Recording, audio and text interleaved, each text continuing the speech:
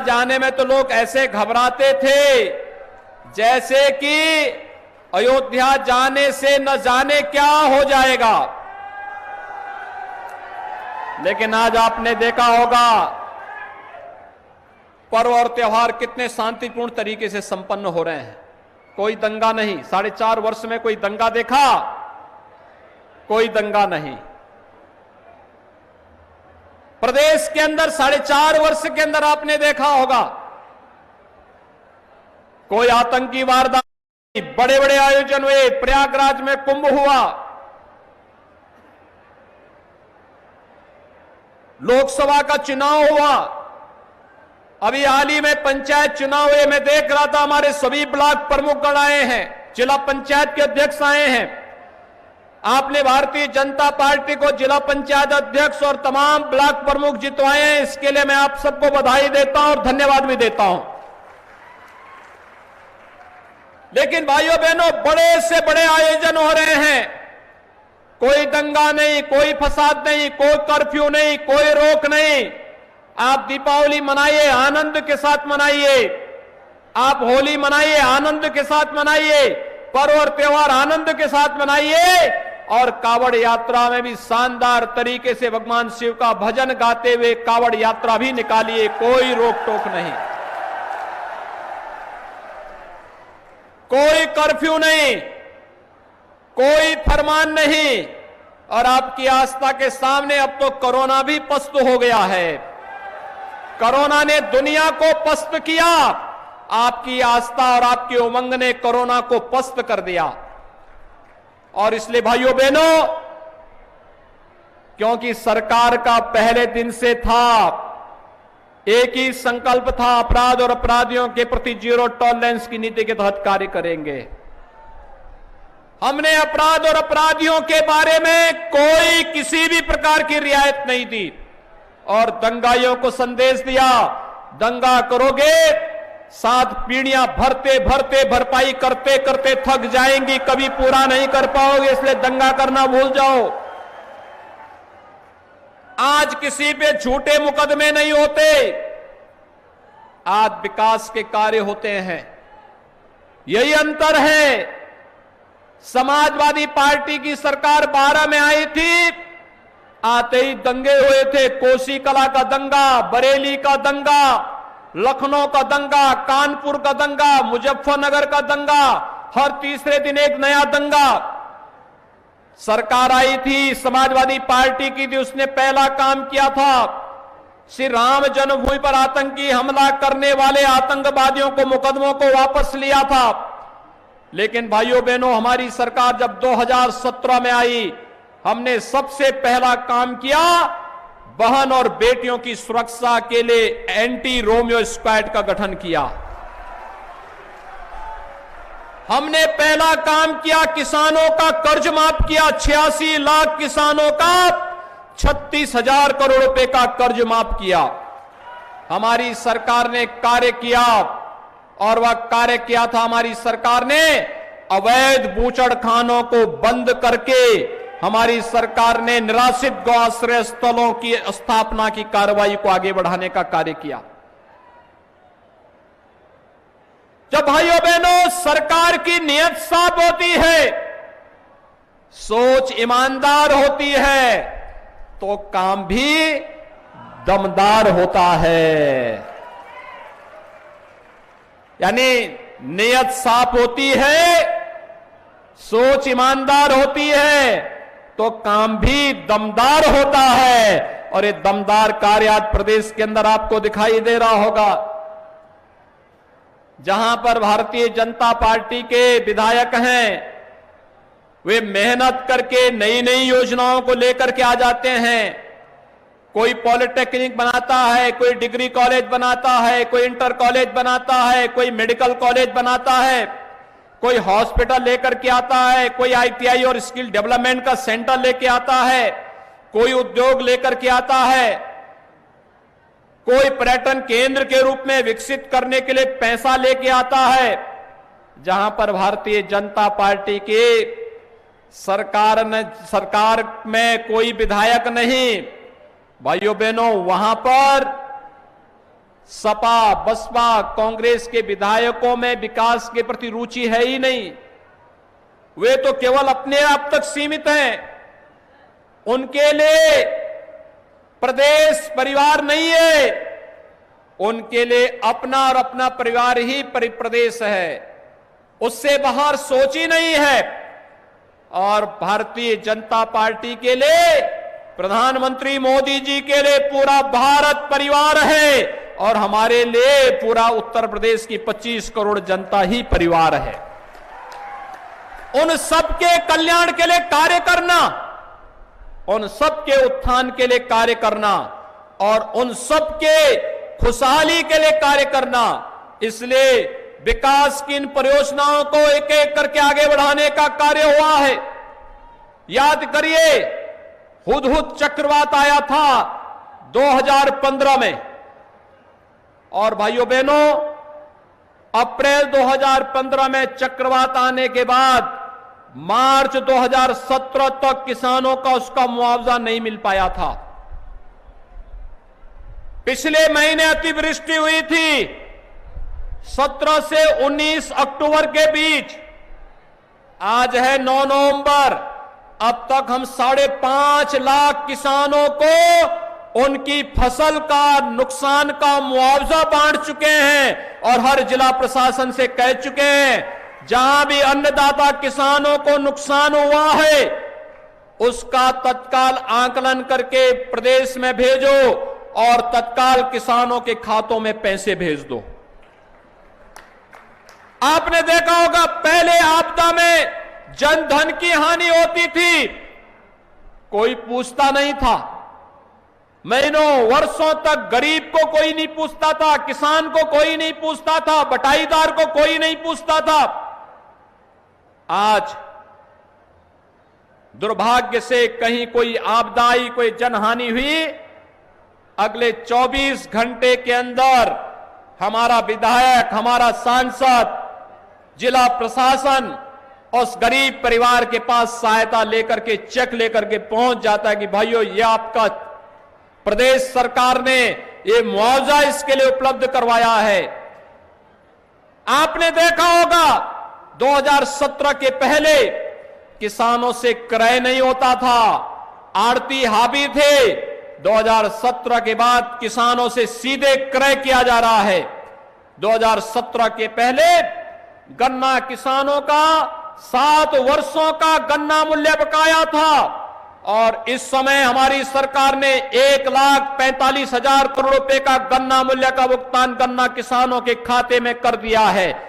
नए सत्र में नई चीनी मिलें चलनी प्रारंभ हो गई हैं और सरकार इस बात के लिए पूरी दृढ़ प्रतिज्ञ भाव के साथ चल रही है कि अन्नदाता किसानों के साथ कोई अन्याय नहीं होने देंगे, कोई शोषण नहीं होने देंगे।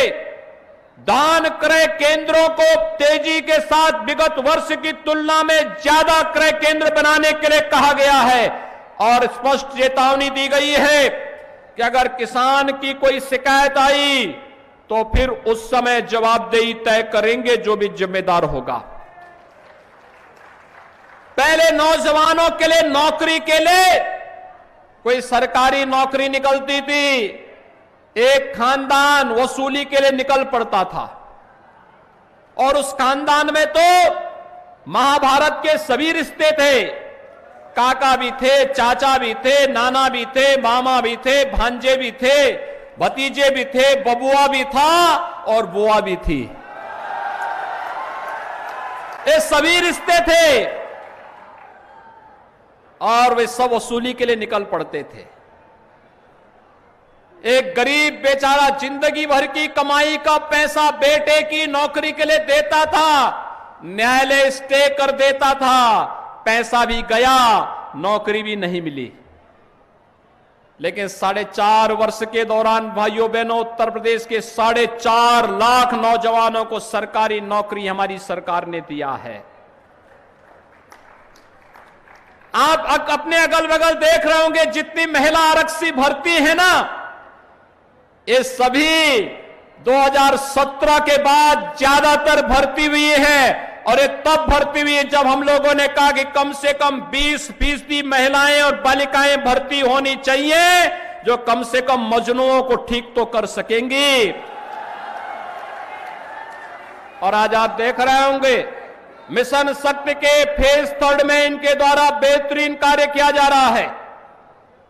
विकास की ये सोच, रोजगार और नौकरी की ये सोच, हर जनपद में बिजली समान रूप से देने का कार्य हो रहा है। नहीं तो रोशनलाल वर्मा परेशान हो जाते थे कि बिजली ही नहीं मिल रही है, नहीं तो वीर विक्रम सिंह परेशान होते थे। मुझे याद है जब वीर विक्रम सिंह ने कटरा विधानसभा क्षेत्र में महान क्रांतिकारी ठाकुर रोशन सिंह के गांव में एक ब्रिज, एक पेंटोन ब्रिज बनाने के लिए कहा। उनका प्रश्न विधानसभा में आया, मैंने प्रश्न देखा, मैंने खन्ना जी को बुलाया, मैंने कहा इस विधायक को बुलाओ। आए सामने, मैंने कहा आपने पेंटोन ब्रिज की बात क्यों की, आपने पक्का पुल बनाने की बात क्यों नहीं की? तो उन्होंने कहा साहब हम तो पक्का ही पुल चाहते हैं, लेकिन हमें मालूम था पिछली सरकारें नहीं देती थी, तो इसलिए हमको यही था। मैंने कहा पक्का पुल भी बनाओ और महान क्रांतिकारी ठाकुर रोशन सिंह के गांव में विद्यालय भी बनाओ, और मैं स्वयं ही वहां आऊंगा। मैं स्वयं गया था वहां, और वहां के गांव के लोगों ने फ्री में जमीन दी विद्यालय के लिए। जहां पर अपने महापुरुषों के प्रति यह भाव हो, वहां के विकास को कोई ताकत रोक नहीं सकती है। और भाइयों बहनों, आज मैं आपसे यही कहने के लिए आया हूं, हमने बेहतर कानून व्यवस्था की स्थिति दी। आज उत्तर प्रदेश हर एक क्षेत्र में अग्रणी स्थान रख रहा है। 2017 के पहले उत्तर प्रदेश को माना जाता था कि देश के विकास में बाधक है। ये माना जाता था कि ये कोई कार्य नहीं करेंगे, यहां केवल दंगे होते हैं। 2017 के बाद दंगे तो बंद हो गए, लेकिन केंद्र सरकार की हर योजना में उत्तर प्रदेश नंबर 1 स्थान पर आ गया। स्वच्छ भारत मिशन में हर गरीब के घर में शौचालय, प्रधानमंत्री आवास योजना में हर गरीब को मकान की सुविधा, 43 लाख गरीबों को मकान मिले, हर गरीब के घर में विद्युत का कनेक्शन, हर गरीब को रसोई गैस का कनेक्शन, हर गरीब को वह हर सुविधा, चाहे वह आयुष्मान भारत की सुविधा हो और चाहे वह रोजगार की सुविधा। उत्तर प्रदेश देश के अंदर अग्रणी स्थान इस समय रख रहा है। 1,61,00,000 नौजवानों को हमने रोजगार की सुविधा दी, और एक जनपद एक उत्पाद योजना के माध्यम से भाइयों बहनों हर प्रदेश के हस्तशिल्पी कारीगरों को एक जनपद एक उत्पाद और विश्वकर्मा श्रम सम्मान के माध्यम से 60 लाख उद्यमियों को रोजगार और स्वतः रोजगार के साथ जोड़ने का भी कार्य प्रदेश के अंदर हुआ है। और इसीलिए आज हम सब आपके पास आए हैं आपसे कहने के लिए, एक तरफ बिना भेदभाव के विकास की योजनाओं का लाभ हर गांव को, हर गरीब को, हर किसान को, हर नौजवान को, हर महिला को देने के लिए कार्य करने वाली भारतीय जनता पार्टी नेतृत्व की सरकार है। और उससे पहले स्वयं के विकास के लिए कार्य करने वाली सरकार। भाइयों बहनों, अंतर यही है, 2017 के पहले इन योजनाओं का लाभ किसी गरीब को नहीं मिलता था, किसी किसान को नहीं, किसी नौजवान को नहीं, किसी महिला को नहीं मिलता था। इसका लाभ एक खानदान ले जाता था। 2017 के पहले अयोध्या में दीपोत्सव नहीं होता था, सेपई में नाच गानों का कार्यक्रम होता था। आज अयोध्या में दीपोत्सव का कार्यक्रम होता है। भगवान राम के 14 वर्ष के वनवास के उपरांत अयोध्या आगमन की स्मृति में पूरे देश के अंदर दीपावली का कार्यक्रम कैसे होना चाहिए, अयोध्या उसका साक्षी बनता है। हर भारतवासी गौरव की अनुभूति करता है। पहले प्रदेश में दंगे होते थे, आज दंगे नहीं होते। पहले माफिया सत्ता का सरपरस्त बन करके गरीबों का जीना हराम करता था, आज उन पेशेवर अपराधियों और माफियाओं की अवैध कमाई पर सरकार का बुलडोजर जब उनकी छाती से होकर के गुजरता है तो उनकी आने वाली पीढ़ी भी कहती है, गले में तख्ती लटका करके चलते हुए कहती है कि आगे से ऐसे अपराध नहीं करेंगे, जान बख्श दो। और भाइयों बहनों, आज हम सब यही कहने के लिए आपसे आए हैं, ये जो विकास का कार्य हो रहा है, योजनाओं का लाभ मिल रहा है, सामान्य दिनों में तो होता ही था। वर्तमान में पूरी दुनिया कोरोना से पस्त है और कोरोना के इस कार्यकाल कालखंड में भी हम लोग आपके बीच में आए हैं। हमें आभार व्यक्त करना चाहिए प्रधानमंत्री मोदी जी का। उन्होंने कोरोना कालखंड में फ्री में टेस्ट, फ्री में उपचार, फ्री में अन्न योजना का लाभ और फ्री में मुफ्त में वैक्सीन, सबको वैक्सीन का लाभ दिया। आज उत्तर प्रदेश 13.5 करोड़ लोगों को वैक्सीन की डोज दे चुका होगा। ये वैक्सीन, कितने लोगों ने वैक्सीन लगाई है? वाह भाई, काफी बड़ी संख्या में लगा दी आप तो। मैं आपका अभिनंदन करता हूं और आपसे अपील करता हूं, जिन लोगों ने अभी तक वैक्सीन नहीं लिया है, एक तो उसको प्रेरित करिए, वैक्सीन जरूर ले ले, फ्री में वैक्सीन है। दूसरा, जिन लोगों ने पहली डोज ली है वे दूसरा डोज भी जरूर ले ले। यह सुरक्षा कवच है कोरोना महामारी से बचाव के लिए।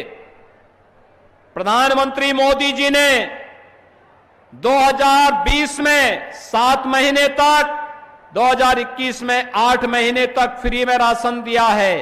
होली से दीपावली तक मोदी जी ने राशन दिया है और हमारी सरकार ने तय किया है दीपावली से होली तक हम भी फ्री में राशन देंगे प्रदेश के अंदर। अंत्योदय कार्ड धारक को, अंत्योदय कार्ड धारक 35 किलो खाद्यान्न में गेहूं और चावल मिलेगा, 35 किलो मिलेगा। लेकिन साथ साथ 1 किलो दाल, 1 किलो खाद्य तेल, 1 किलो चीनी और 1 किलो नमक भी हम साथ साथ देंगे। पात्र गृहस्थी के जितने परिवार हैं उन सभी को हर यूनिट पर, अगर एक परिवार में 8 लोग हैं तो उस परिवार को 40 किलो खाद्यान्न, 5 लोग हैं तो 25 किलो खाद्यान्न हर महीने मिलेगा।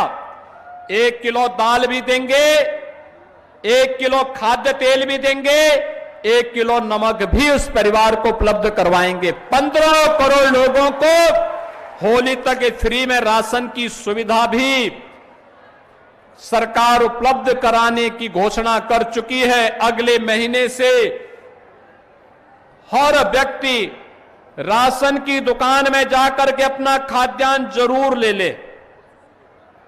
भाइयों बहनों, सरकार जब लोक कल्याणकारी कार्य करती है तो जनता को उसका लाभ मिलता भी है।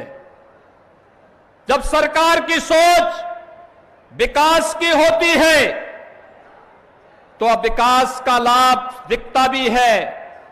जैसे आज हम यहां पर आए हैं, यहां पर तमाम परियोजनाओं का, जिसमें प्राथमिक स्वास्थ्य केंद्र हैं, आयुर्वेदिक चिकित्सालय हैं, इंटर कॉलेज हैं, राजकीय इंटर कॉलेज हैं, पशु हॉस्पिटल हैं, पेयजल की स्कीम है और भी तमाम अन्य सड़क, पुल, पुलिया, इन सभी योजनाओं का और हर घर नल योजना के अंदर हर परिवार को शुद्ध पेयजल उपलब्ध करवाने की भी योजनाएं हैं।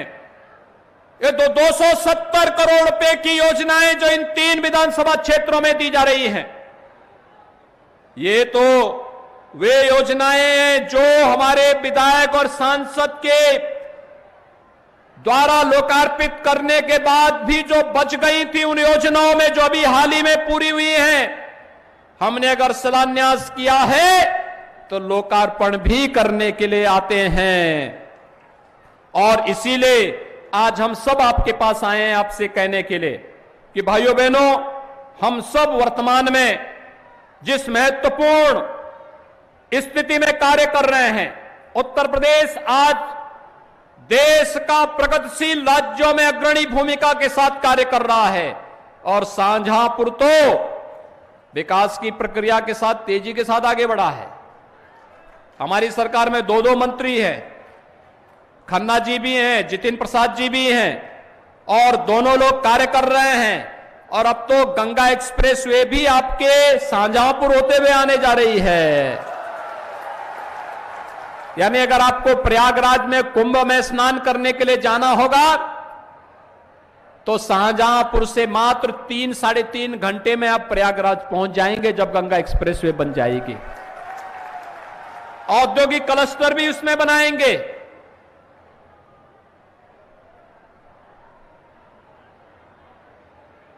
हमारे तिलहर से विधायक रोशनलाल जी कह रहे थे प्रयागराज में रहूंगा। मैंने कहा प्रयागराज आपके पास स्वयं आ जाएगा, गंगा एक्सप्रेसवे को थोड़ा बनने दीजिए।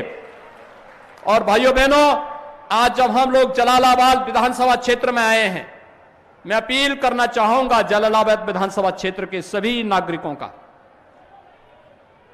2017 में अगर भारतीय जनता पार्टी यहां से जीती होती तो जो काम तिलहर में हो रहा है, जो काम कटरा में हो रहा है, जो कार्य शाहजहांपुर में हो रहा है, वह सब कार्यों का लाभ जलालाबाद में भी इन विधायकों के प्रयास से यहां भी देखने को मिलता। और मैं अपील करूंगा, सरकार ने अपने स्तर पर जो दिया वो तो आया ही है, लेकिन हम सबको इसमें और तीव्रता के लिए आने वाले समय के लिए सतर्क रहना होगा। इस दिशा से मैं एक बार फिर से आप सभी को, इन सभी परियोजनाओं का हृदय से आपको मैं बधाई देता हूं, आपके प्रति अपनी शुभकामनाएं देता हूं। ये सभी परियोजनाएं आपके जीवन के लिए मंगलदायी बने, आपके लिए शुभकारी बने, शाहजहांपुर वासियों के लिए ये सभी योजनाएं खुशहाली का कारक बने। इस विश्वास के साथ इन सभी परियोजनाओं को आप सभी को समर्पित करते मुझे हार्दिक प्रसन्नता की अनुभूति हो रही है। आज के इस अवसर पर मैं आप सबको यह आश्वासन देना चाहता हूं कि सुरक्षा और समृद्धि के मार्ग पर हम उत्तर प्रदेश को तेजी के साथ लेके आगे बढ़ रहे हैं। इस पूरे अभियान में आपका आशीर्वाद सरकार को और प्रत्येक जनप्रतिनिधि को मिले, इस विश्वास के साथ मैं आज के इस अवसर पर अपनी वाणी को देता हूं विराम। आप सबको मैं इन सभी पर्व और त्योहारों की बधाई भी देता हूं, शुभकामनाएं भी देता हूं। अपनी वाणी को यहीं पर देता हूं विराम। जय जय श्री राम। सूबे में अपराध का आकाश विस्तारित हो या घोटालों घपलों की